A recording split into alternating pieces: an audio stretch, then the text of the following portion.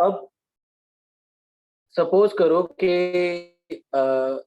A B और सी, ये हमें तीन पार्टनर्स गिवन है। इनका ओल्ड रेशो है 3/6, 2/6 एंड 1/6।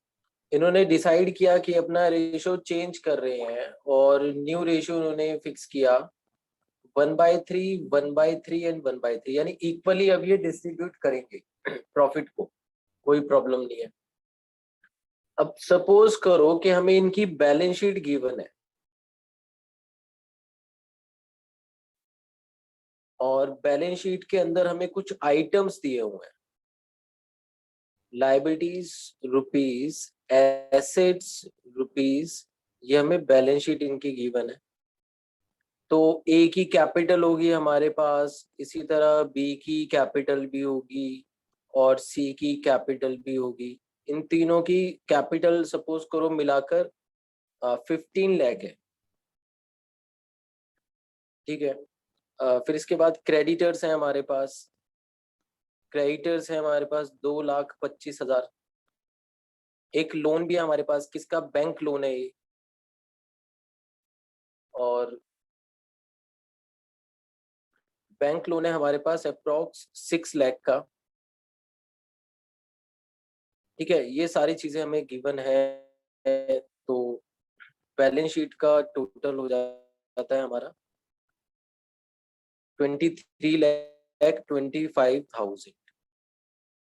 फिर इसके बाद हमें फिक्स्ड एसेट्स गिवन है 10 लाख। फिर इसके बाद इन्वेस्टमेंट्स है हमारे पास 2 लाख। फिर स्टॉक है हमारे पास 3 लाख। डेटर्स हैं 3,25,000। और फिर कैश एंड बैंक है हमारे पास 5 लाख। तो हमारे पास टोटल एसेट्स भी कितने हो गए? 23,25,000,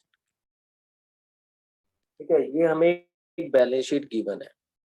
अब सभी बच्चों से मेरा एक सिंपल क्वेश्चन है, बिल्कुल सिंपल क्वेश्चन है। जैसे ही प्रॉफिट शेयरिंग रेशियो चेंज हुआ, तो अभी तक हमने क्या देखा था कि प्रॉफिट किसी को कम मिलेगा और किसी को ज्यादा मिलेगा पहले से, क्योंकि किसी ने सेक्रीफाइस किया है, किसी ने गेन किया है, ठीक है। अब एक चीज और ध्यान देने वाली है कि ये जो प्रॉफिट शेयरिंग रेशियो है, क्या ये सिर्फ डिस्ट्रीब्यूशन ऑफ प्रॉफिट को ही रिप्रेजेंट करेगा या किसी और चीज को भी रिप्रेजेंट करेगा? तो ये डिस्ट्रीब्यूशन के अलावा बेटा इन तीनों की ओनरशिप को रिप्रेजेंट करेगा। फॉर एग्जाम्पल ए, बी और सी तीनों ओनर्स है, लेकिन अगर मैं पूछूंगा कि फिक्स्ड एसेट में ए का कितना शेयर है, बी का कितना शेयर है और सी का कितना शेयर है, तो ये किस बेसिस पर निकालेंगे? ये भी हम इनके प्रॉफिट शेयरिंग रेशो से ही कैलकुलेट करेंगे, ठीक है। इसी तरह इन्वेस्टमेंट में भी किसका कितना शेयर है, यानी ओवरऑल एसेट्स में ए और बी सी कितने कितने शेयर के ओनर है। अपनी लाइबिलिटीज में ए और बी कितने कितने शेयर के लिए रिस्पॉन्सिबल है। ये सब कहाँ से हमें पता चलता है? ये सब प्रॉफिट शेयरिंग रेशो में ही होता है। तो टोटल एसेट्स 23,25,000 के हैं। तो इसमें से ए कितने एसेट्स का मालिक हुआ? 23,25,000 इंटू 3/6, यानी आधे एसेट्स का मालिक हो गया।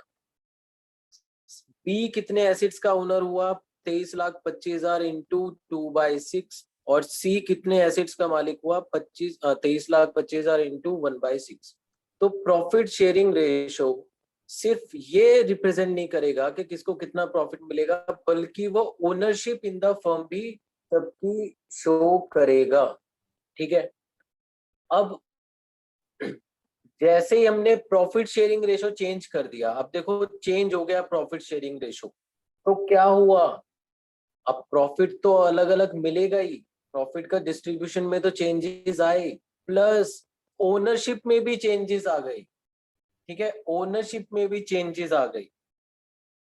तो इससे क्या फर्क पड़ेगा, चेक करते हैं। तो सपोज करो यहाँ पर बेटा एक जनरल रिजर्व भी है। जनरल रिजर्व इसको मैं 4 लाख कर रहा हूँ, तो ये 2 लाख का जनरल रिजर्व है। अब ध्यान से देखो, जब हमने प्रॉफिट शेयरिंग रेशो चेंज किया तो सबकी ओनरशिप भी चेंज हो जाएगी, है ना। सबका मालिकाना हक भी चेंज हो जाएगा in their assets and liabilities. ठीक है, तो अब खुद सोचो कि जनरल रिजर्व क्या शो कर रहा है। एक जनरल रिजर्व का मैं सिर्फ एग्जांपल ले रहा हूँ। जनरल रिजर्व क्या होता है, कौन बताएगा?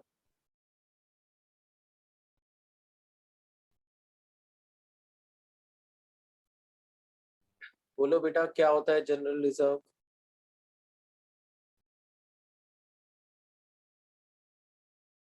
किसी को नहीं मालूम?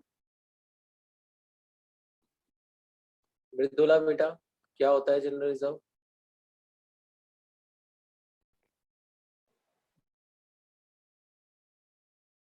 संयम? सर फ्यूचर फ्यूचर लॉस या फ्यूचर लॉस के लिए रखा जाता है जनरल रिजर्व।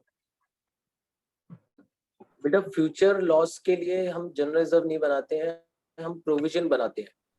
ठीक है, as per prudence concept. General reserve कब बनाते हैं?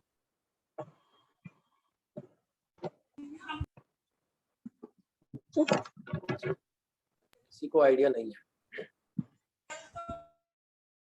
हाँ बोलो मनीत।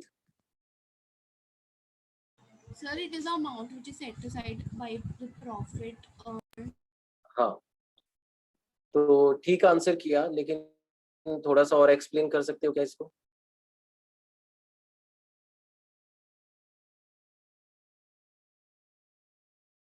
अच्छा मुझे एक बात बताओ।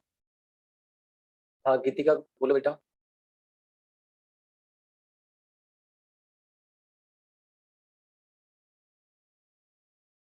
चलो, तो मुझे एक बात बताओ, जनरल रिजर्व और प्रोविजन में क्या डिफरेंस था? अगर आगे चलकर हमें फ्यूचर में कोई लॉसेस हमें होने के कोई चांसेस है, लॉस होने के चांसेस है, तो उस केस में हम अलग से पैसे जोड़ते थे जिसको हम प्रोविजन कहते थे। जनरल रिजर्व क्या होता है?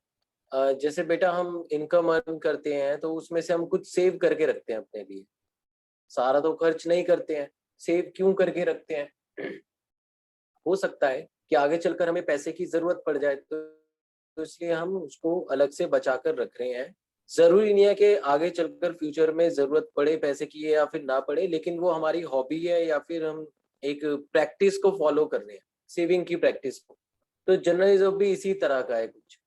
बिजनेस क्या करते हैं कि आगे ग्रो करने के लिए हो सकता है उनको पैसे की जरूरत पड़ जाए फ्यूचर में, तो बार बार वो ओनर से पैसे नहीं लेंगे, कैपिटल नहीं मंगाएंगे या फिर बार बार लोन नहीं लिया जाएगा। तो इस चीज के लिए बिजनेस क्या करते हैं, एक जनरल रिजर्व बना लेते हैं अपने पास। ठीक है, जनरल रिजर्व क्या होता है? प्रॉफिट का ही एक पार्ट होता है। हमने डिविजिबल प्रॉफिट निकालना सीखा था। डिविजिबल प्रॉफिट से पहले हम सारे खर्चे माइनस करते थे जो पार्टनर्स में डिस्ट्रीब्यूट किए जाते थे, फिर हम जनरल रिजर्व को ही माइनस करते थे। लेकिन जनरल रिजर्व हमारा खर्चा नहीं होता है। जनरल रिजर्व क्या होता है कि हमने प्रॉफिट का एक पार्ट फ्यूचर के लिए सेव करके फर्म के अंदर रखा है। सेविंग्स है, यानी एक तरह से प्रॉफिट ही है, एप्रोप्रिएशन ऑफ प्रॉफिट है। अब इस जनरल रिजर्व के ओनर्स कौन है? क्या इसके ओनर्स, इसका ओनर बिजनेस है? नहीं, इसके ओनर है ए बी एंड सी। ठीक है, हमारे पास 2 लाख रुपए का जनरल रिजर्व है। इस पर किसका राइट है? इस पर ए बी एंड सी का राइट है। ठीक है, इस 2 लाख पर इन तीनों का राइट है। अगर बिजनेस ने इस पैसे को यूज नहीं किया तो ये पैसे किसके पास चले जाएंगे? ए बी और सी के पास चले जाएंगे। कितने कितने जाएंगे? 3/6, 2/6 और 1/6। ठीक है, इतना इतना इनका इस पे ओनरशिप है। चलो, अब मुझे बताओ, जैसे जनरल रिजर्व की हमने बात करी, ऐसी सभी एसेट्स और लाइबिलिटीज में ओनरशिप है इन तीनों की। जैसे ही प्रॉफिट शेयरिंग रेशो चेंज हुआ, क्या ये ओनरशिप चेंज हो जाएगी? हाँ बिल्कुल, ये ओनरशिप चेंज हो जाएगी। ठीक है, ये ओनरशिप चेंज हो जाएगी। चलो, जनरल रिजर्व का एग्जांपल ले रहा हूं मैं, सिंपल। तो हमने कहा कि अभी जनरल रिजर्व है हमारे पास 2 लाख।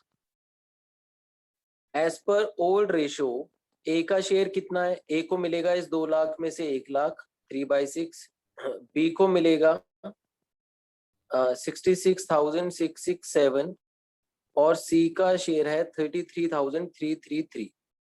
ठीक है, जैसे ही प्रॉफिट शेयरिंग रेशो चेंज हुआ तो अब इनका शेयर कितना हो जाएगा? ए का शेयर हो जाएगा 1/3 यानी 66,667, बी का शेयर सेम और सी का शेयर भी सेम, तीनों का सेम शेयर हो जाएगा। तो मुझे बताओ, ए का पहले राइट था 1 लाख रुपए का, अब उसका राइट कम हो जाएगा, तो ए हंगामा करेगा या नहीं करेगा? करेगा।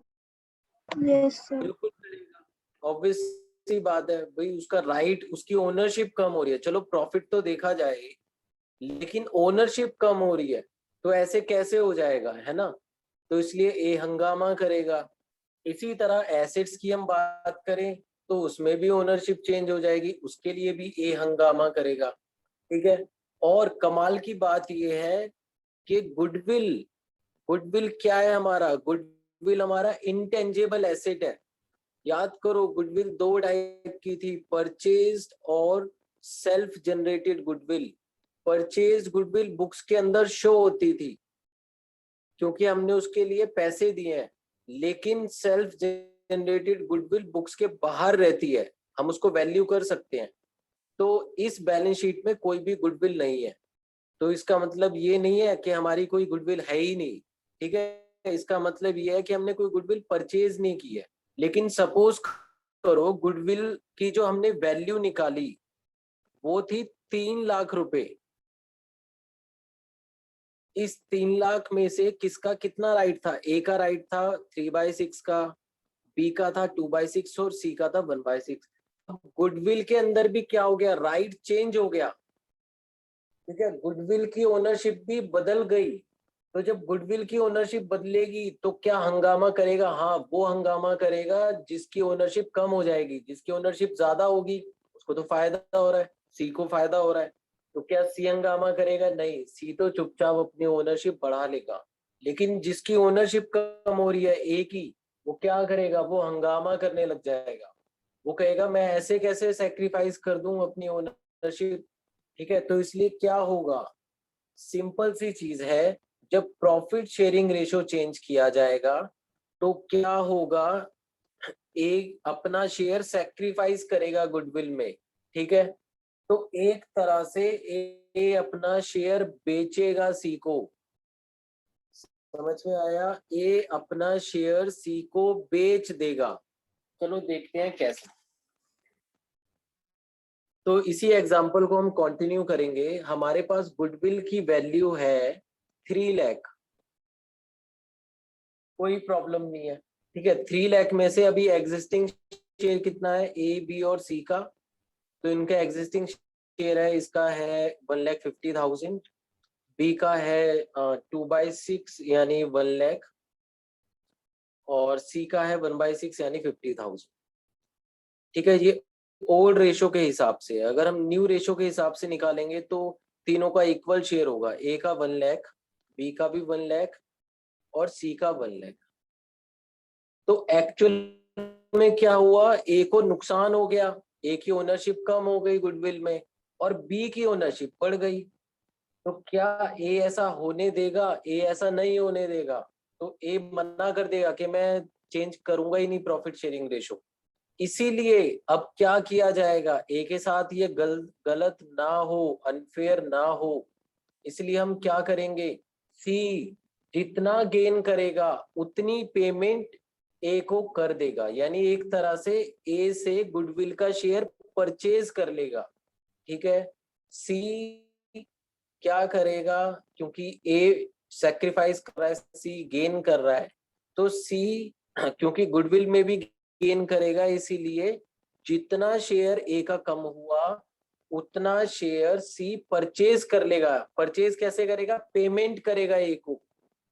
ठीक है, तो एक्चुअल में देखा जाए तो जो 50,000 की गुडविल थी वो ए ने बेच दी, सोल्ड टू सी, सी को बेच दी, तो क्या सर होना तो फिर चाहिए? ये सैक्रिफाइस तो माना ही नहीं जा।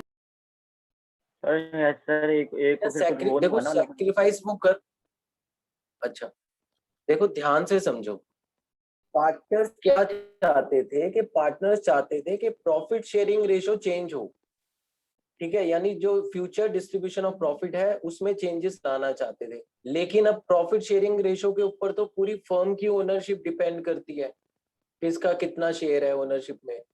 तो जब प्रॉफिट शेयरिंग रेशो चेंज कर रहे हैं तो ये सारी चीजें चेंज होंगी। तो अब हमें कुछ ऐसी चीजें करनी पड़ेंगी जिससे सिर्फ फ्यूचर के प्रॉफिट चेंज हो, बाकी ना तो एसेट में किसी को लॉस हो, ना ही लाइबिलिटीज में किसी को लॉस हो, ठीक है। वो सेक्रीफाइस और गेन सिर्फ फ्यूचर प्रॉफिट में करना चाहते हैं, ना कि एसेट्स और लाइबिलिटीज में। इसीलिए हमें क्या करना पड़ेगा, कुछ एडजस्टमेंट्स करनी पड़ेंगी। समझ में आया? Yes sir. ठीक है। अब प्रॉफिट शेयरिंग रेशियो चेंज हो जाएगा तो अच्छा है, कोई प्रॉब्लम नहीं है, लेकिन उसकी वजह से जो इम्पैक्ट्स आएंगे हमें उनको एडजस्ट करना पड़ेगा। तो फर्स्ट इम्पैक्ट है गुडविल पर। गुडविल में ओनरशिप चेंज हो गई, तो कितने 50,000 से चेंज हुई, सी की 50,000 से इंक्रीज हो गई, तो सी क्या करेगा, 50,000 की पेमेंट करेगा, पे टू ए, ठीक है। ए को पेमेंट करेगा, कैसे, क्या वो कैश देगा? नहीं, सिंपल है, फर्म क्या करेगी, सी की कैपिटल में से पैसे निकालेगी और ए की कैपिटल में ट्रांसफर कर देगी। तो इसमें जर्नल एंट्री क्या होगी, इसको बोलते हैं एडजस्टमेंट ऑफ गुडविल, ठीक है, एडजस्टमेंट ऑफ गुडविल। बोलो सही है। सर जनरल एंट्री सर में ए डेबिट होगा, सी क्रेडिट हो जाएगा ना? सी डेबिट होगा, ए क्रेडिट हो जाएगा। सी की कैपिटल में से पैसे निकालेंगे, वो लायबिलिटी है तो उसको कम करने के लिए डेबिट करेंगे, और ए की कैपिटल को क्रेडिट करेंगे। तो हमें क्या करना है, हमें एडजस्टमेंट ऑफ गुडविल करनी है, ठीक है। एडजस्टमेंट ऑफ गुडविल के लिए हमें क्या करना पड़ेगा, जो गेनिंग पार्टनर है उसकी कैपिटल को डेबिट करना है। Gaining partners capital account debit to sacrificing partners capital account, ये एंट्री हमें पास करनी पड़ेगी।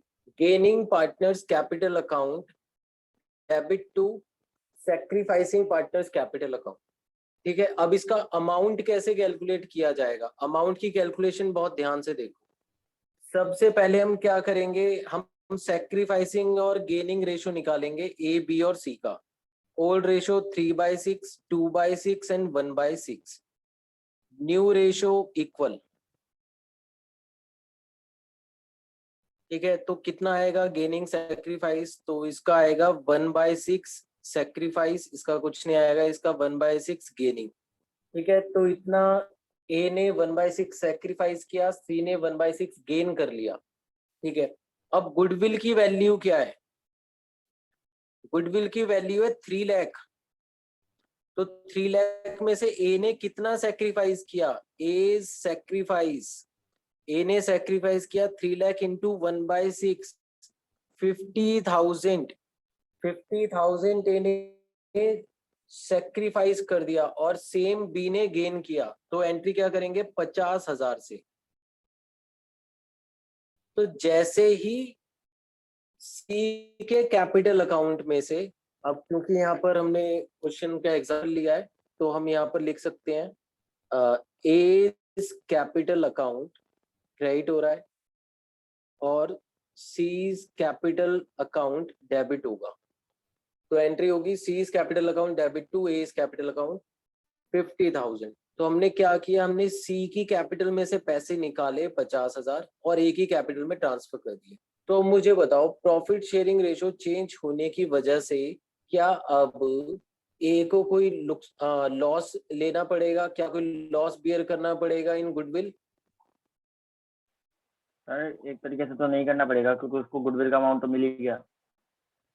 हाँ, क्योंकि उसने जितना उसने सेक्रीफाइस किया वो पेमेंट सी ने कर दिया, ठीक है। तो अब गुडविल का कोई भी लॉस ए ने बियर नहीं किया, एक तरह से ए ने अपनी गुडविल का शेयर बेच दिया सी को, 1/6 शेयर सी को बेच दिया, ठीक है। बी ने इसमें कुछ भी सेक्रीफाइस गेन नहीं किया, तो उससे कोई भी पैसे ना लिए जाएंगे और ना ही दिए जाएंगे। ये पॉइंट बेटा सबको समझ में आया अच्छे से? Yes sir. यस अब इसको हम थोड़ा सा अच्छे से इसको लिखते हैं। तो फर्स्ट पॉइंट है हमारा, सबसे पहले हेडिंग डालोगे, when there is a change in profit sharing ratio, when there is a change in profit sharing ratio, जब भी प्रॉफिट शेयरिंग रेशियो चेंज होगा तो हमें क्या करना पड़ेगा? फर्स्ट है हमारा treatment of goodwill, treatment of goodwill. तो ट्रीटमेंट ऑफ गुडविल में हम क्या करेंगे? गुडविल हमारी कितने टाइप की होती है? गुडविल 2 टाइप की होती है, ठीक है। फर्स्ट होगी हमारी परचेज्ड गुडविल। परचेज्ड गुडविल का कैसे पता चलेगा? वो बुक्स में गिवन होगी। तो goodwill given in balance sheet, क्या हुआ इसमें? सर कुछ नहीं, अब ठीक है, वो स्क्रीन थोड़ी ब्लर हो गई। तो फर्स्ट क्या है? Goodwill given in balance sheet, यानी ये परचेज गुडविल है।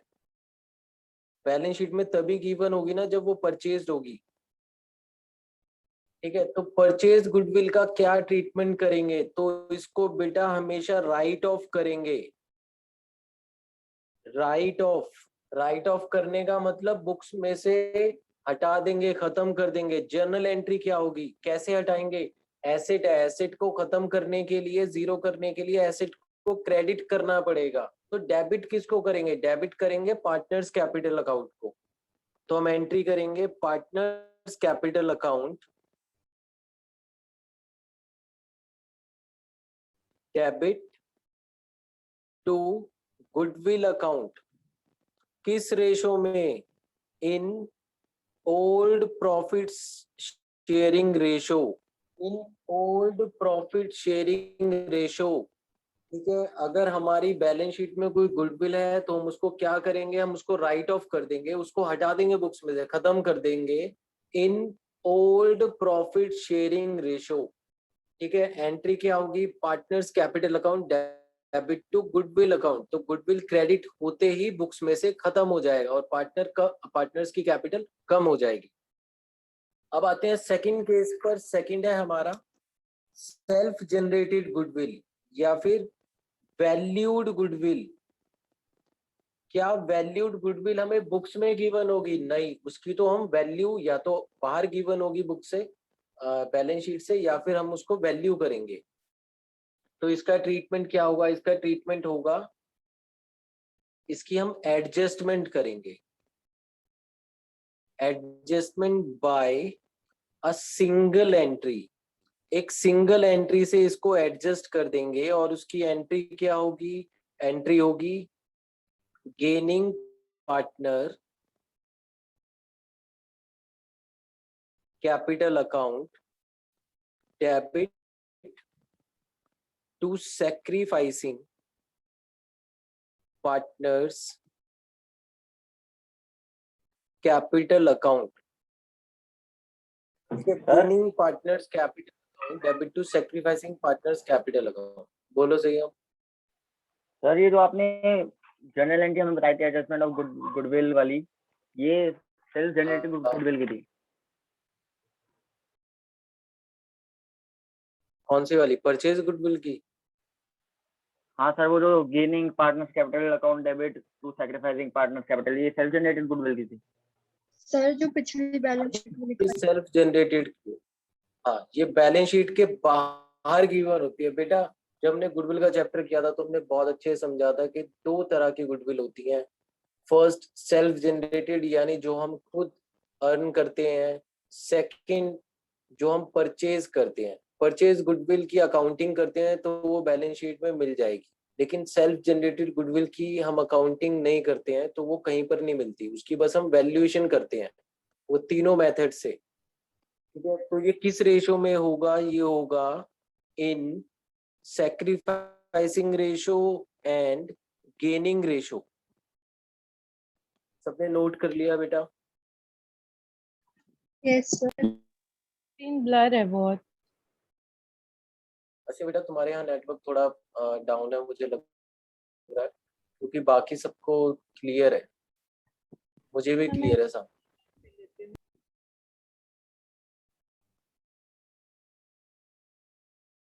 और किसी को प्रॉब्लम हो रही है बेटा स्क्रीन में?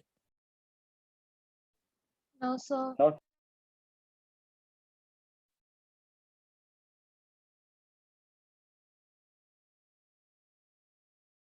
चलो नोट कर लिया सबने, तो हम इसके क्वेश्चंस देखते हैं। अकाउंटिंग ऑफ गुडविल, तो क्वेश्चन पढ़ते हैं एक बार। क्वेश्चन हमें क्या कह रहा है? Asha, Nisha and Disha, Asha, Nisha and Disha shared profits and losses in the ratio 3:1 respectively. With effect from 1st April, they agreed to share profits equally. The goodwill of the firm valued was 18,000. ठीक है, ये कौन सी goodwill है? ये valued goodwill है। Valued का मतलब self generated goodwill है, और सेल्फ जनरेटेड गुडविल का ट्रीटमेंट हम क्या करते हैं? हम उसको एडजस्ट करते हैं। किस रेशो में? सैक्रिफाइसिंग और गेनिंग रेशो में। ठीक है, क्या ये क्वेश्चन हो जाएगा अपने आप? Yes sir. सर ये वाला हो जाए। ठीक है, बिल्कुल सेम क्वेश्चन है, बस पार्टनर्स के नाम और गुडविल का अमाउंट चेंज हो गया। तो नेक्स्ट क्वेश्चन की तरफ चलते हैं और क्वेश्चन देखते हैं हम।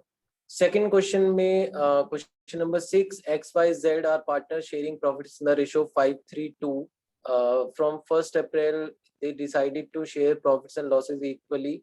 The partnership deed provides that in the event of any change in PSR, goodwill is to be valued. अच्छा देखो, अब क्या हुआ कि जैसे ही प्रॉफिट शेयरिंग रेशियो चेंज हुआ, हमने गुडविल की वैल्यू करना स्टार्ट कर दिया। क्यों? क्योंकि हमें उसकी ट्रीटमेंट करना है।